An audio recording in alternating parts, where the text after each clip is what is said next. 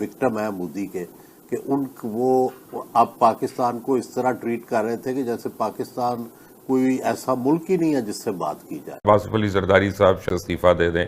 दादाजी ये आसिफ जरदारी क्यों इस्तीफा दे रहे हैं? क्योंकि देखिए फॉल जो है ना, कोई भी ये फॉल कभी भी जो फौजी लीडरशिप है ना वो नहीं लेती। जैसे कारगिल में घुसना था, Asim Munir, frog marshal Asim Munir, field marshal Asim Munir, वो एक तरह से नेक्स्ट प्रेसिडेंट ऑफ पाकिस्तान बन सकते हैं।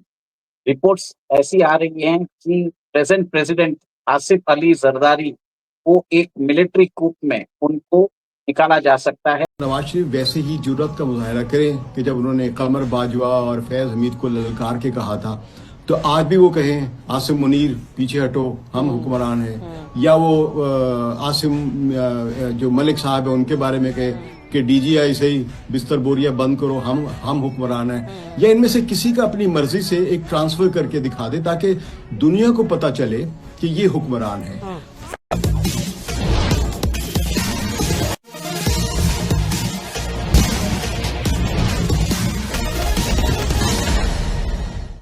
दादाजी ये आसिफ जरदारी क्यों इस्तीफा दे रहे हैं? और बुनियादी वजह यह है कि मुझे ये लगता है कि बज़ाहिर ये खबर निकाला जाना, अगरचे खबर के सोर्सेज जो हैं वो पीटीआई के लोग हैं, लेकिन ये खबर निकाला जाना कि नवाज शरीफ साहब अडयाला जा सकते हैं, और ये खबर निकाला जाना कि जरदारी साहब को हटाया जा सकता है, इसके जरिए कहीं मैसेजिंग हो रही है पॉलिटिकल फोर्सेस की अपनी भी और एस्टेब्लिशमेंट के साथ। और इस मैसेजिंग को हमें अब आप जैसे जो गुरु किस्म के पॉलिटिकल रिपोर्टर हैं उनकी जरूरत है डिकोड करने की। नहीं, ये बताएं, जब आसिफ जरदारी के इस्तीफे का मैसेज दिया जा रहा है, एस्टेब्लिशमेंट थ्रेट कर रही हो कि आपसे इस्तीफा भी लिया जा सकता है, कोई इस तरह की सूरत भी तो हो सकती है ना। विक्टिम है मोदी के कि वो अब पाकिस्तान को इस तरह ट्रीट कर रहे थे कि जैसे पाकिस्तान कोई ऐसा मुल्क ही नहीं है जिससे बात की जाए। गल्फ ने जो कि हमें हमेशा इक्तिसादी तौर पर सपोर्ट करते थे, हमारे सपोर्टर होते थे, उन्होंने भी जब देखा कि हमारी इंटरनेशनल रिप्यूट ख़राब हो रही है, हम जो है हमारे बारे में, तो उन्होंने भी हमसे थोड़ी आंखें फेर ली थी।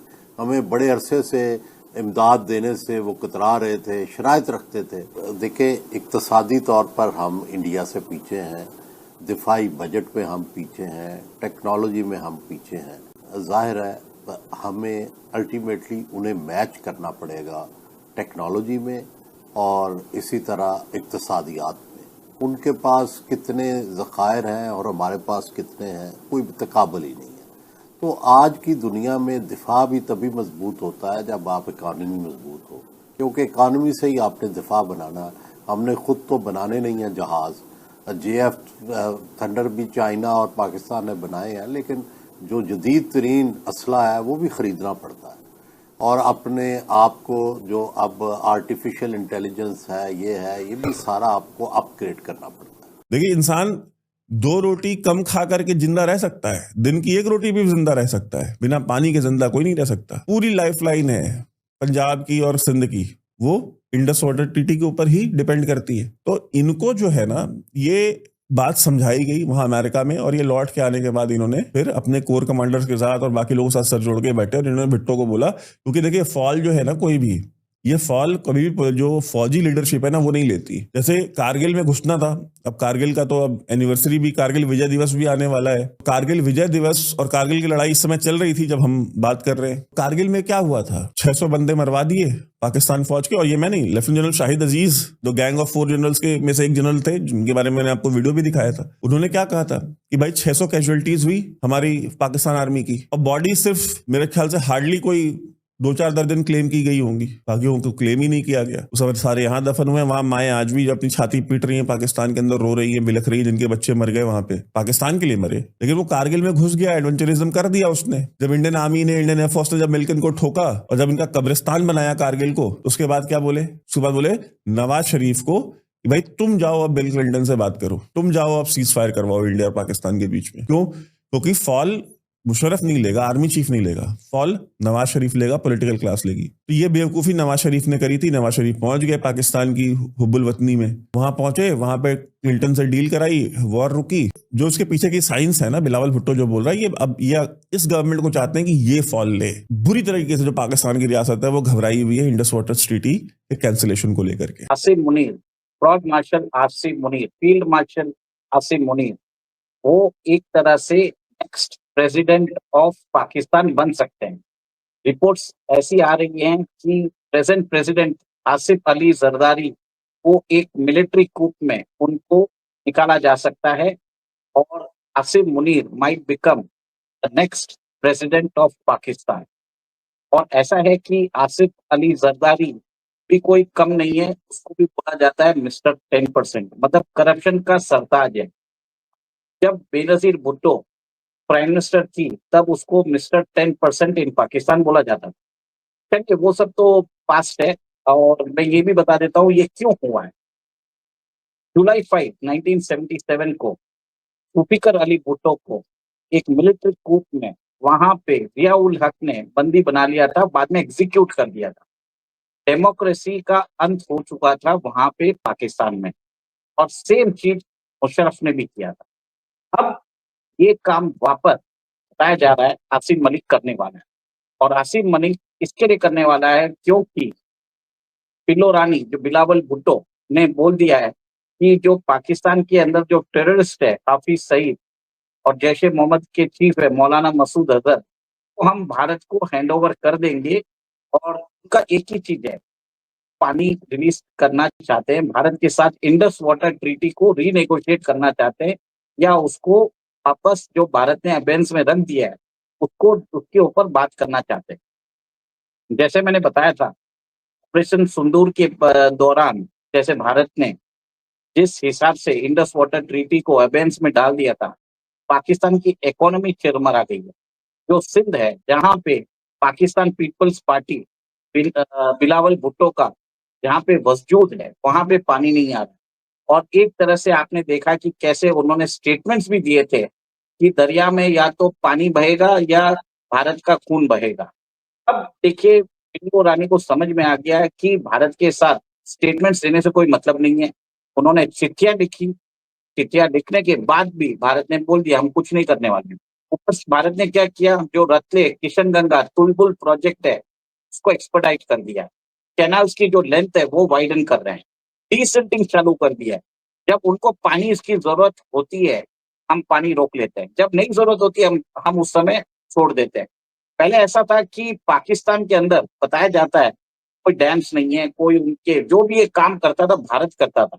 पाकिस्तान हमको इंस्ट्रक्शन देता था कि आज पानी छोड़ो, तो भारत छोड़ता था। अब ऐसा हो गया, भारत ने एक तरह से उस ट्रीटी को खत्म कर दिया। देखिए कि थोड़े दिन पहले आसिम मुनीर को व्हाइट हाउस बुलाया गया था, वहां पे लंच के लिए बुलाया गया था, कोई प्रोटोकॉल नहीं फॉलो किया गया था, उनकी कार को दूर पार्क कर दिया गया, वो चल के गए थे। एक तरह से कोई भी बाद में उनके लिए जो बोलते हैं फोटोग्राफ्स जो होता है वो नहीं किया था, because he is not a head of the state, he is an army chief. But America ने उनको बुलाया, आ चुके हैं। अब बताया जाता है वहां पे एक तरह से एक रूमर्स आ रही है कि जरदारी, आसिफ अली जरदारी और बिलावल भुट्टो वो प्रो चाइना हो चुके हैं और आसिफ मुनीर प्रो अमेरिका हो चुके हैं। और आपने देखा है कि कैसे वर्ल्ड लिबर्टी फाइनेंशियल जो ट्रम्प की खुद की प्राइवेट कंपनी है, जिसमें उनके बेटे एरिक और डोनाल्ड ट्रम्प जूनियर का 60% स्टेक है, और जिसके जो प्रेसिडेंट है जिसके जो प्रेसिडेंट है स्टीव विटकॉफ के बेटे हैं, उसके प्रेसिडेंट वो पाकिस्तान गए थे और वहां गए थे आसिफ मुनीर के साथ, और पाकिस्तान क्रिप्टो काउंसिल के साथ उन्होंने एक तरह से वहां पे उनके साथ सांठगांठ की है, और उनके बीच में घनिष्ठ संबंध भी चालू हो गए। और ये देखिए बलूचिस्तान के जो रिसोर्सेस है जो बताया जाता है $6 ट्रिलियन के हैं, और वहां पे जो रिकोडिक माइन है तो अमेरिका ने बोल दिया पाकिस्तान को मुझे वो माइंस दे दो।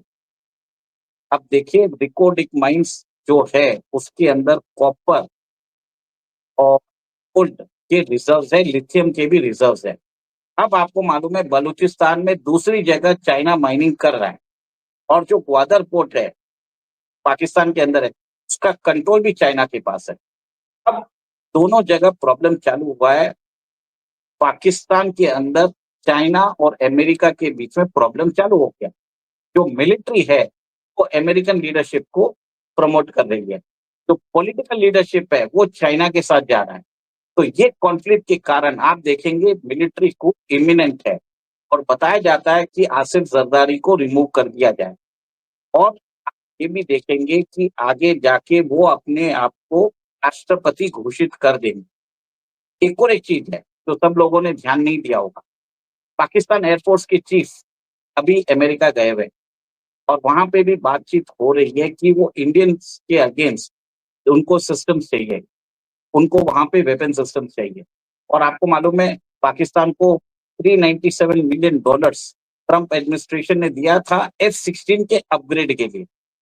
तो एक तरह से अब पाकिस्तान के अंदर मिलिट्री रूल इमिनेंट है और आसिफ मुनीर बन जाएंगे वहां के प्रेसिडेंट, वहां के तानाशाह, वहां के मिलिट्री डिक्टेटरशिप। आप अगर हमसे जुड़ा रहना चाहते हैं तो कृपया मेरे चैनल को सब्सक्राइब करें तथा बेल आइकन भी दबा दें ताकि नई वीडियो की जानकारी तुरंत आप तक पहुंच जाए। धन्यवाद। जय हिंद।